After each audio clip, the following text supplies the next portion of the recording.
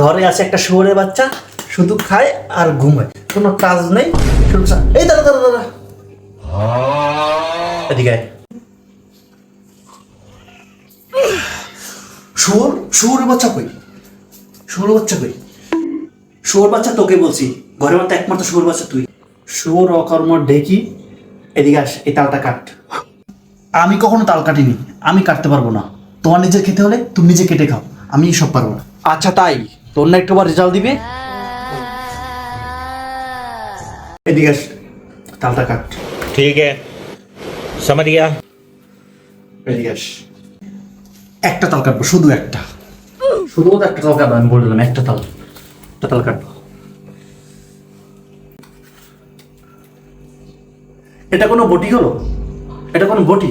এটা বটি দিয়ে কিভাবে কাটবো? পোজ দিয়ে না কোপ দিয়ে কিভাবে কাটবো? পোজ দিয়ে কাট, পোজ দিয়ে কাট। প্রথমে কোপ দিবি, তারপর পোষাবি, ভালো করে বের করে তারপর।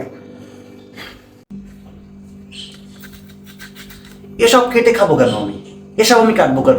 এসব আমি কাটতে পারবো না। শুয়োরের বাচ্চা, তোর এটা ভালো মতন শিখতে হবে। আজকে 12টার পর তোর রেজাল্ট দিবে।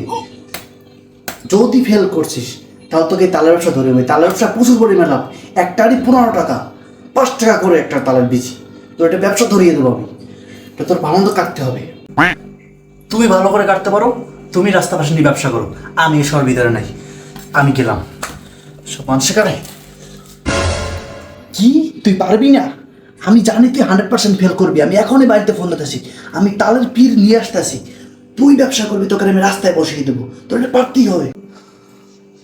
দেখি না, আমি পাস করবো। আমি পাস করবো, দেখি না।